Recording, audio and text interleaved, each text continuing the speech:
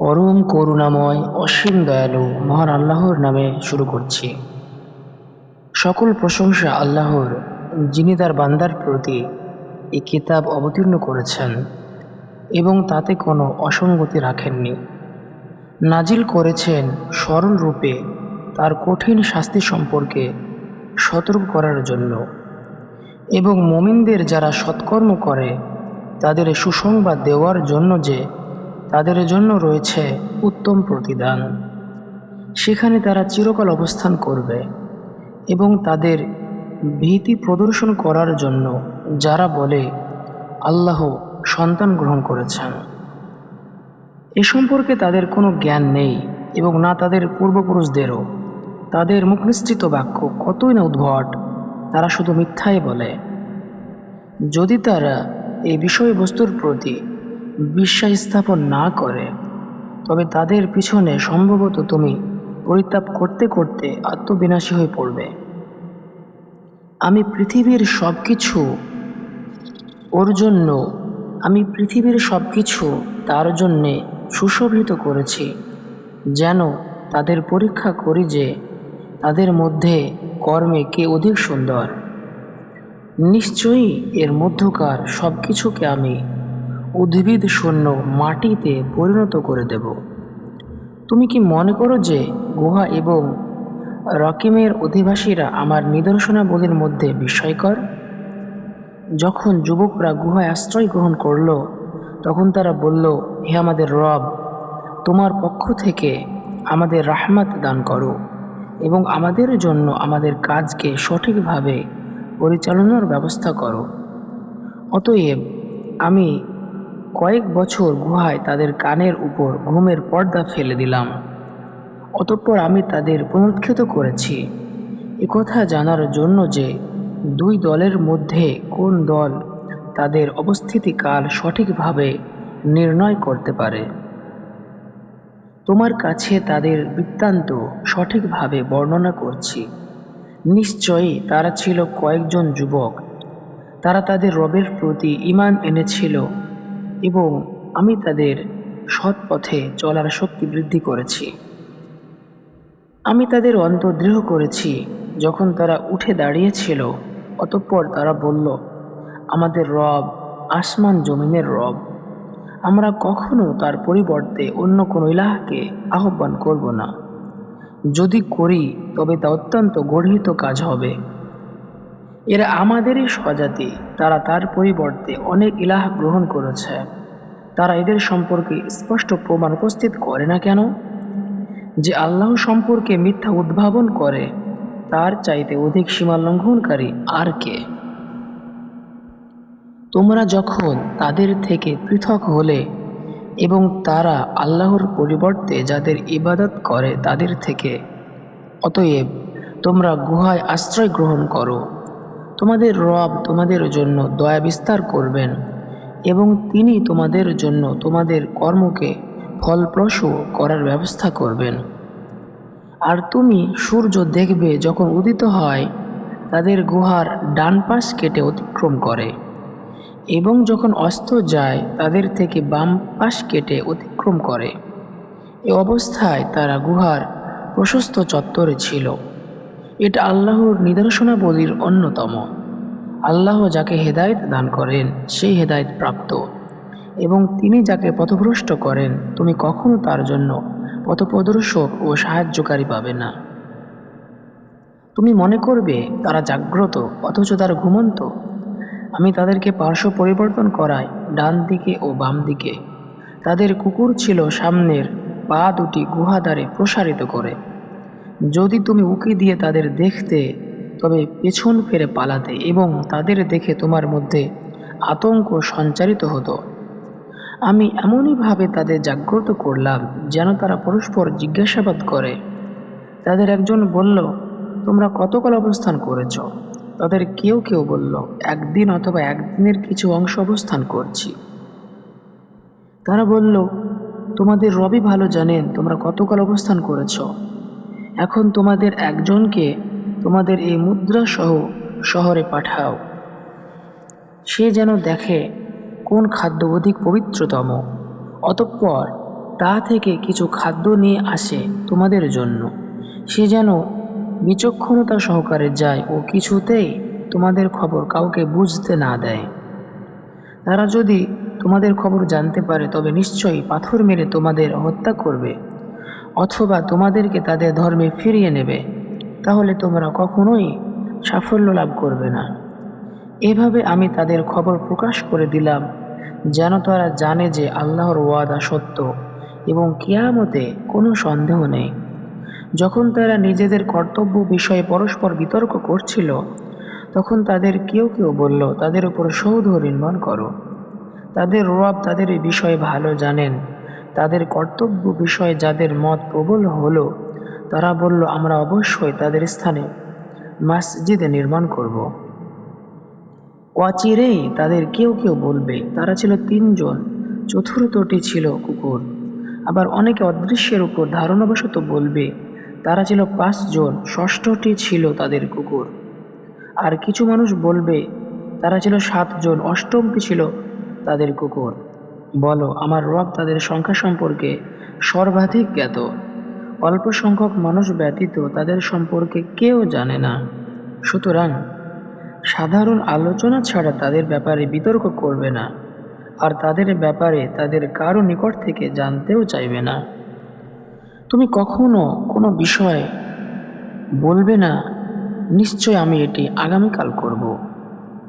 তবে আল্লাহ ইচ্ছা করলে যখন ভুলে যাও তখন তোমার রবকে স্মরণ করো এবং বলো, আশা করি আমার রব আমাকে এর চাইতেও নিকটতম সত্যের পথনির্দেশ করবেন।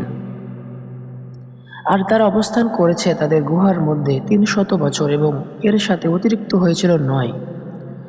বলো, তারা কতকাল অবস্থান করেছে তা আল্লাহই ভালো জানেন। আসমানসমূহ ও জমিনে অদৃশ্য বিষয়ের জ্ঞান তারই রয়েছে। তিনি কতই উত্তম দ্রষ্টা ও শ্রোতা। তিনি ব্যতীত তাদের কোনো অভিভাবক নেই। তিনি কাউকে নিজ কর্তৃত্বে শরীক করেন না। তোমার প্রতি তোমার রবের যে কিতাব ওহী করা হয়েছে তা পড়ো। তার কথা পরিবর্তনকারী কেউ নেই। তাকে ব্যতীত তুমি পাবে না কোনো আশ্রয়স্থল। তুমি নিজেকে তাদের সংসর্গে আবদ্ধ রাখো যারা সকাল ও সন্ধ্যায় তাদের রবকে তার সন্তুষ্টি অর্জনের উদ্দেশ্যে আহ্বান করে, এবং তুমি পার্থিব জীবনের সৌন্দর্য কামনা করে তাদের থেকে নিজের দৃষ্টি ফিরিয়ে নিও না। যার মনকে আমার স্মরণ থেকে অমনোযোগী করে দিয়েছি এবং সে স্বীয় প্রবৃত্তির অনুসরণ করে এবং যার কার্যকলাপ সীমা অতিক্রম করে, তুমি তার আনুগত্য করবে না। বলো, সত্য তোমাদের রবের পক্ষ থেকে আগত। অতএব যার ইচ্ছা ঈমান আনবে এবং যার ইচ্ছা প্রত্যাখ্যান করবে। আমি সীমালঙ্ঘনকারীদের জন্য আগুন প্রস্তুত করে রেখেছি, যার শিখা তাদের পরিবেষ্টন করে থাকবে। যদি তারা পানীয় প্রার্থনা করে তবে তেলের গাধের মতো পানীয় দেওয়া হবে, যা তাদের মুখমণ্ডল ঝলসে দেবে। কত নিকৃষ্ট পানীয় এবং অতিশয় মন্দ আশ্রয়স্থল। যারা বিশ্বাস স্থাপন করে এবং সৎকর্ম সম্পাদন করে, আমি সৎকর্মশীলদের পুরস্কার নষ্ট করি না।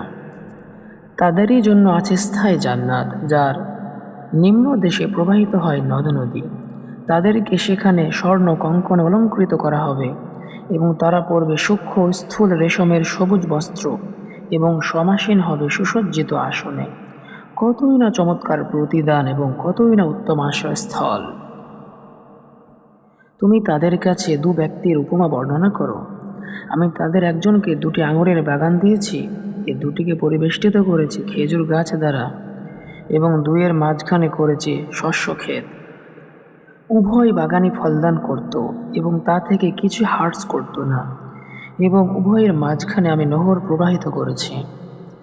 তার ছিল প্রচুর ধনসম্পদ। অতঃপর কথা প্রসঙ্গে সঙ্গীকে বলল, আমার ধন সম্পদ তোমার চাইতে বেশি এবং জনবলে আমি অধিক শক্তিশালী। সে তার বাগানে প্রবেশ করল নিজের প্রতি সীমা লঙ্ঘনকারী অবস্থায়। বলল, আমার মনে হয় না যে এই বাগান কখনো ধ্বংস হবে, এবং আমি মনে করি না যে কিয়ামত অনুষ্ঠিত হবে। যদি কখনো আমার রবের কাছে আমি প্রত্যাবর্তিত হই তবে অবশ্যই সেখানে এর চাইতে উৎকৃষ্ট প্রত্যাবর্তন স্থল পাব। তার সঙ্গী তাকে কথা প্রসঙ্গে বলল, তুমি কি এমন আল্লাহকে অস্বীকার করছো যিনি তোমাকে সৃষ্টি করেছেন মাটি থেকে, অতঃপর বীর্য থেকে, অতঃপর পূর্ণাঙ্গ করেছেন তোমাকে মানবাকৃতিতে? কিন্তু আমি তো এই কথাই বলি, আল্লাহই আমার রব এবং আমি কাউকে আমার রবের সাথে শরিক করি না। যখন তুমি তোমার বাগানে প্রবেশ করলে তখন একথা কেন বললে না, আল্লাহ যা চান তাই হয়, সব ক্ষমতার মালিক কেবল আল্লাহ, যদিও তুমি আমাকে সম্পদে ও সন্তানে তোমার চাইতে কম দেখো? আশা করি আমার রব আমাকে তোমার বাগান অপেক্ষা উৎকৃষ্টতর কিছু দেবেন এবং তোমার বাগানের উপর আসমান থেকে বিপর্যয় পাঠাবেন। অতঃপর সকালবেলায় তা হয়ে যাবে উদ্ভিদ শূন্য মাটি, অথবা সকালে তার পানি অথবা সকালে তার পানি শুকিয়ে যাবে, অতঃপর তুমি তা তালাশ করে আনতে পারবে না। তার ফল ফলাদিকে ঘিরে ফেলা হলো, ফলে তাতে সে যা ব্যয় করেছে তার জন্য হাত কচলাতে লাগলো, আর সেটি ধ্বংস হয়েছিল তার মাচার উপর। আর সে বলল, হায়, আমি যদি কাউকে আমার রবের সাথে শরিক না করতাম। আল্লাহ ব্যতীত তাকে সাহায্য করার কোনো দল ছিল না এবং সে নিজেও প্রতিকার করতে পারল না। প্রকৃতপক্ষে এক্ষেত্রে সাহায্য করার অধিকার আল্লাহর, যিনি সত্য পুরস্কার দানে ও পরিণাম নির্ধারণে তিনি শ্রেষ্ঠ। তাদের কাছে পার্থিব জীবনের উপমা বর্ণনা করো, তা পানির মতো যা আমি আকাশ থেকে বর্ষণ করি, অতঃপর মিশ্রিত হয় মাটির উদ্ভিদ, অতঃপর তা এমন ভূষি হয়ে যায় যা বাতাস উড়িয়ে নিয়ে যায়। আল্লাহ এসব কিছুর উপর শক্তিমান। ধনসম্পদ ও সন্তান সন্ততি পার্থিব জীবনের সৌন্দর্য, তবে স্থায়ী সৎকর্মসমূহ তোমার রবের প্রতিদানে ও প্রত্যাশাতে উত্তম।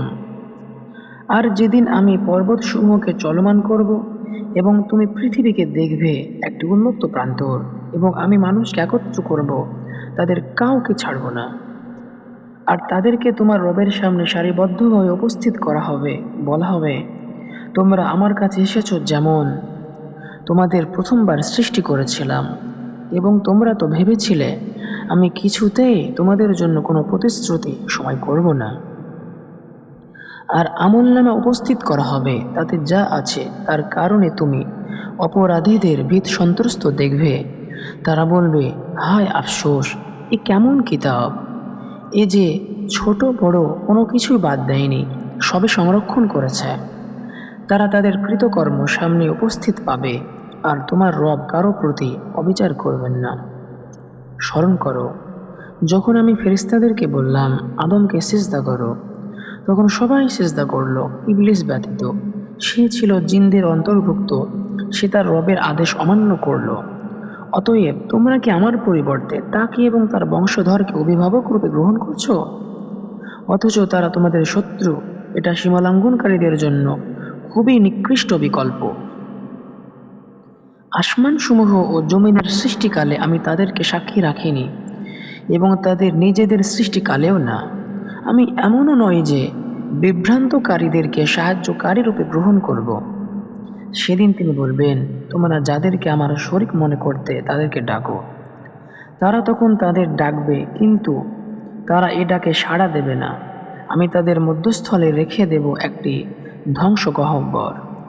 অপরাধীরা আগুন দেখে বুঝে নেবে যে তাদের তাতে পতিত হতে হবে, এবং তারা তা থেকে পালানোর কোনো জায়গা পাবে না। নিশ্চয়ই আমি কোরআনে মানুষকে নানাভাবে বিভিন্ন উপমার দ্বারা আমার বাণী বুঝিয়েছি, কিন্তু মানুষ অধিকাংশ ক্ষেত্রে তর্কপ্রিয়।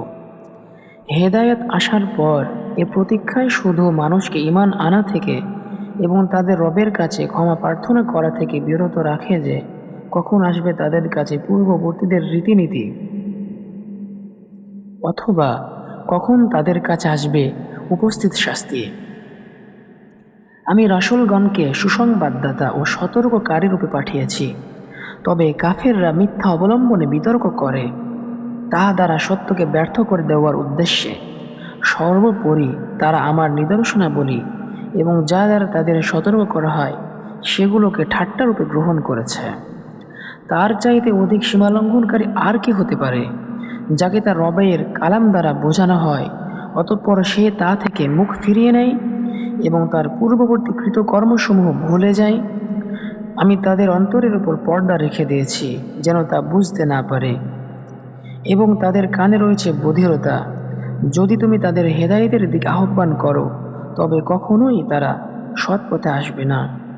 আর তোমার রব ক্ষমাশীল দয়ালু, যদি তিনি তাদের কৃতকর্মের জন্য পাকড়াও করতে চাইতেন তবে তাদের শাস্তি ত্বরান্বিত করতেন, কিন্তু তাদের জন্য রয়েছে একটি প্রতিশ্রুত সময় যা থেকে তারা সরে যাওয়ার জায়গা পাবে না। এসব জনপদকে আমি ধ্বংস করে দিয়েছি যখন তারা সীমা লঙ্ঘন করেছে, এবং আমি তাদের ধ্বংসের জন্য একটি প্রতিশ্রুত সময় নির্দিষ্ট করেছিলাম। যখন মূসা তার সঙ্গীকে বলল, দুই সমুদ্রের মোহনায় না পৌঁছা পর্যন্ত আমি ক্ষান্ত হব না, অথবা আমি যুগ যুগ ধরে চলতে থাকব। অতঃপর যখন তারা দুই সমুদ্রের মোহনায় পৌঁছল তখন তারা নিজেদের মাছের কথা ভুলে গেল। ততক্ষণে মাছটি সমুদ্রে সুড়ঙ্গ পথ সৃষ্টি করে নেমে গেল। যখন তারা সেই স্থানটি অতিক্রম করে গেল, মূসা সঙ্গীকে বলল, আমাদের নাস্তা আনো, আমরা এই সফরে পরিশ্রান্ত হয়ে পড়েছি। সে বলল, আপনি কি লক্ষ্য করেছেন, আমরা যখন শিলাখণ্ডে বিশ্রাম নিয়েছিলাম তখন আমি মাছের কথা ভুলে গিয়েছিলাম। শয়তানি আমাকে কথা স্মরণ রাখতে ভুলিয়ে দিয়েছিল। মাছটি আশ্চর্যজনকভাবে সমুদ্রে নিজের পথ ধরল। মূসা বলল, আমরা তো এই স্থানটি খুঁজছিলাম। অতঃপর তারা নিজেদের চিহ্ন ধরে ফিরে চলল। তারা আমার বান্দাদের মধ্যে এমন একজনের সাক্ষাৎ পেল যাকে আমি আমার পক্ষ থেকে রহমত দান করেছিলাম ও আমার পক্ষ থেকে তাকে শিখিয়েছিলাম এক বিশেষ জ্ঞান। মূসা তাকে বলল, আমি কি এ শর্তে আপনার অনুসরণ করতে পারি যে সত্য পথের যে জ্ঞান আপনাকে শেখানো হয়েছে তা থেকে আমাকে কিছু শিক্ষা দেবেন? সে বলল, আপনি আমার সাথে কিছুতেই ধৈর্য ধারণ করে থাকতে পারবেন না। যে বিষয়ে আপনার কাছে কোনো জ্ঞান নেই সে ব্যাপারে আপনি কিভাবে ধৈর্য ধারণ করবেন? মূসা বলল, আল্লাহ চান তো আপনি আমাকে ধৈর্যশীল পাবেন এবং আমি আপনার কোনো আদেশ অমান্য করব না।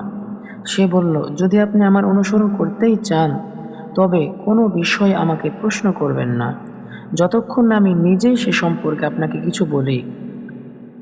অতঃপর তারা চলতে লাগলো। অবশেষে যখন তারা নৌকায় আরোহণ করলো তখন সে তা ছিদ্র করে দিল। মূসা বলল, আপনি কি এর আরোহীদেরকে ডুবিয়ে দেওয়ার জন্য তা ছিদ্র করে দিলেন? নিশ্চয় আপনি একটি মন্দ কাজ করলেন। সে বলল, আমি কি বলিনি যে আপনি আমার সাথে ধৈর্য ধরতে পারবেন না? মূসা বলল, আমি যা ভুলে গিয়েছি সে কারণে আমাকে ধরবেন না এবং আমার কাজে আমার উপর কঠোরতা আরোপ করবেন না। অতঃপর তারা চলতে লাগলো। অবশেষে যখন একটি বালকের সাক্ষাৎ পেল তখন সে তাকে হত্যা করল। মূসা বলল, আপনি কি একটি নিষ্পাপ জীবন হত্যা করলেন প্রাণের বিনিময় ছাড়াই? নিশ্চয় আপনি তো এক গুরুতর অন্যায় কাজ করলেন। সে বলল, আমি কি বলিনি যে আপনি আমার সাথে কিছুতেই ধৈর্য ধরে থাকতে পারবেন না? মূসা বলল, এরপর যদি আমি আপনাকে কোনো বিষয়ে প্রশ্ন করি তবে আপনি আমাকে সাথে রাখবেন না। আমার পক্ষ থেকে আপনি পৌঁছে গেছেন ওজর আপত্তির চূড়ান্ত পর্যায়ে। অতঃপর তারা চলতে লাগলো। অবশেষে যখন একটি জনপদের অধিবাসীদের কাছে পৌঁছে তাদের কাছে খাবার চাইল তখন তারা তাদের আতিথেয়তা করতে অস্বীকার করল। অতঃপর তারা সেখানে একটি প্রাচীর দেখতে পেল যেটি চাচ্ছিল যে সেটি ভেঙে পড়বে। সে সেটি সোজা করে দাঁড় করিয়ে দিল। মূসা বলল, আপনি ইচ্ছা করলে তাদের কাছ থেকে এর পারিশ্রমিক আদায় করতে পারতেন। সে বলল, এখানে আমারও আপনার মধ্যে বিচ্ছেদ ঘটছে। এখন যে বিষয়ে আপনি ধৈর্য ধরতে পারেননি আমি তার তাৎপর্য বলে দিচ্ছি।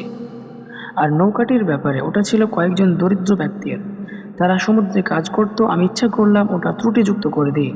তাদের অপর দিকে ছিল এক বাদশাহ, সে বল প্রয়োগে প্রত্যেকটি নৌকা ছিনিয়ে নিত। বালকটির ব্যাপার, তার পিতামাতা ছিল মুমিন। আমি আশঙ্কা করলাম যে সে অবাধ্যতা ও কুফর দ্বারা তাদের প্রভাবিত করবে। অতঃপর আমি ইচ্ছা করলাম তাদের রব তাদের এক সন্তান দান করুক যে হবে তার চেয়ে পবিত্র ও ভালোবাসায় ঘনিষ্ঠতর। প্রাচীরের ব্যাপার, ওটা ছিল নগরের দুজন পিতৃহীন বালকের। এর নিচে ছিল তাদের গুপ্তধন এবং তাদের পিতা ছিল সৎকর্মপরায়ণ। সুতরাং আপনার পালনকর্তা দয়াবশত ইচ্ছা করলেন তারা যৌবনে পদার্পণ করুক এবং নিজেদের গুপ্তধন উদ্ধার করুক। আমি নিজ মতে এটা করিনি। আপনি যে বিষয়ে ধৈর্য ধারণ করতে অক্ষম হয়েছিলেন, এই হলো তার ব্যাখ্যা। তারা তোমাকে জুলকারনাইন সম্পর্কে জিজ্ঞাসা করে, বলো, আমি অচিরেই তোমাদের কাছে তার কিছু বর্ণনা পাঠ করে শোনাবো। আমি তাকে পৃথিবীতে প্রতিষ্ঠিত করেছিলাম এবং প্রত্যেক বিষয়ের কার্যপ্রকরণ দান করেছিলাম। অতঃপর সে এক পথ অবলম্বন করল। অতঃপর সে যখন সূর্যের অস্তাচলে পৌঁছল, তখন সে সূর্যকে এক কর্দময় জলাশয়ে অস্ত যেতে দেখল। সে সেখানে এক সম্প্রদায়কে দেখতে পেল। আমি বললাম, হে জুলকারনাইন, তুমি তাদের শাস্তি দিতে পারো অথবা তাদের ক্ষেত্রে সদয় ব্যবহার গ্রহণ করতে পারো। সে বলল, যে কেউ সীমা লঙ্ঘন করবে আমি তাকে শাস্তি দেব। অতঃপর তাকে তার রবের কাছে ফেরানো হবে। পুনরায় তিনি তাকে কঠোর শাস্তি দেবেন। তবে যে ঈমান আনে ও সৎকর্ম করে তার জন্য প্রতিদান স্বরূপ রয়েছে কল্যাণ, এবং অচিরেই আমি তার প্রতি আমার বিষয় থেকে সহজ নির্দেশ দেব। অতঃপর সে এক পন্থা অবলম্বন করল। অবশেষে সে যখন সূর্যের উদয়াচলে পৌঁছল, তখন সে তাকে এমন এক সম্প্রদায়ের উপর উদয় হতে দেখল যাদের জন্য সূর্যের বিপরীতে আমি কোনো পর্দা সৃষ্টি করিনি। প্রকৃত ঘটনা এমনই, তার বৃত্তান্ত আমি সম্যক জ্ঞাত। আবার সে এক পথ ধরল। অবশেষে যখন সে দুই পর্বত প্রাচীরের মধ্যস্থলে পৌঁছল, তখন সে সেখানে এক জাতিকে পেল যারা তার কথা একেবারেই বুঝতে পারছিল না। তারা বলল, হে জুলকারনাইন, নিশ্চয় ইয়াজুজ ও মাজুজ দেশে অশান্তি সৃষ্টি করেছে। তবে আমরা কি আপনার জন্য কিছু কর ধার্য করব, এই শর্তে যে আপনি আমাদের ও তাদের মধ্যে একটি প্রাচীর নির্মাণ করে দেবেন? সে বলল, আমার রব আমাকে যে সামর্থ্য দিয়েছেন তাই যথেষ্ট। অতএব তোমরা আমাকে শ্রম দিয়ে সাহায্য করো, আমি তোমাদের ও তাদের মধ্যে একটি সুদৃঢ় প্রাচীর নির্মাণ করে দেব। তোমরা আমাকে লোহার পাত এনে দাও। অবশেষে যখন উভয় পাহাড়ের মধ্যবর্তী ফাঁকা স্থান পূর্ণ করে দিল, তখন সে বলল, তোমরা ফু দিতে থাকো। অবশেষে যখন তিনি তা আগুনে পরিণত করলেন, তখন সে বলল, তোমরা গলিত তামা নিয়ে এসো, আমিও তা তার উপরে ঢেলে দিই। অতঃপর তারা ইয়াজুজ ও মাজুজ তার উপরে আরোহণ করতে পারল না এবং তা ভেদ করতে ও সক্ষম হল না। সে বলল, এটা আমার রবের অনুগ্রহ। যখন আমার রবের প্রতিশ্রুতি কিয়ামত আসবে, তখন তিনি একে চূর্ণ বিচূর্ণ করে দেবেন এবং আমার রবের প্রতিশ্রুতি সত্য। আমি সেদিন তাদের এমন অবস্থায় ছেড়ে দেব যে এক দল অপর দলের উপর ঢেউয়ের মতো পড়বে এবং সিংহায় ফুৎকার দেওয়া হবে। অতঃপর আমি তাদের সবাইকে একত্র করে আনব। সেদিন আমি কাফেরদের কাছে জাহান্নামকে প্রত্যক্ষভাবে উপস্থিত করব। আমার স্মরণ থেকে যাদের চক্ষুসমূহের উপর পর্দা ছিল এবং যারা শুনতেও সক্ষম ছিল না। কাফেররা কি মনে করে যে তারা আমার পরিবর্তে আমার বান্দাদের অভিভাবক রূপে গ্রহণ করবে? আমি কাফিরদের অভ্যর্থনার জন্য প্রস্তুত করে রেখেছি জাহান্নাম। বলো, আমি কি তোমাদেরকে তাদের সংবাদ দেব যারা কর্মের দিক দিয়ে খুবই ক্ষতিগ্রস্ত? পার্থিব জীবনে যাদের প্রচেষ্টা ব্যর্থ হয়েছে, অথচ তারা মনে করে যে তারা সৎকর্ম করেছে। ওরাই তারা যারা তাদের রবের নিদর্শনাবলী এবং তার সাথে সাক্ষাৎ অস্বীকার করেছে, ফলে নিষ্ফল হয়েছে তাদের কর্ম। সুতরাং কিয়ামতের দিন তাদের জন্য আমি কোনো পরিমাপ দণ্ড স্থাপন করব না। জাহান্নাম এটাই তাদের প্রতিফল, কারণ তারা কুফরি করেছে এবং আমার নিদর্শনাবলী ও রাসূলগণকে গ্রহণ করেছে বিদ্রূপের বিষয়রূপে। নিশ্চয়ই যারা ঈমান আনে ও সৎকর্ম সম্পাদন করে তাদের অভ্যর্থনার জন্য রয়েছে জান্নাতুল ফিরদাউস। সেখানে তারা চিরকাল থাকবে, সেখান থেকে স্থান পরিবর্তন করতে চাইবে না। বলো, আমার রবের কথা লেখার জন্য যদি সমুদ্রের পানি কালে হয়, তবে আমার রবের কথা শেষ হওয়ার আগেই সে সমুদ্র নিঃশেষিত হয়ে যাবে, যদিও সাহায্যার্থে অনুরূপ আরেকটি সমুদ্র এনে দেওয়া হয়। বলো, প্রকৃতপক্ষে আমিও তোমাদের মতো একজন মানুষ। আমার প্রতি ওহী পাঠানো হয় যে তোমাদের ইলাহ একমাত্র ইলাহ। অতএব যে ব্যক্তি তার রবের সাক্ষাৎ কামনা করে সে যেন সৎকর্ম সম্পাদন করে এবং তার রবের ইবাদতে কাউকে শরীক না করে। আসসালামু আলাইকুম ওয়া রাহমাতুল্লাহি ওয়া বারাকাতুহু।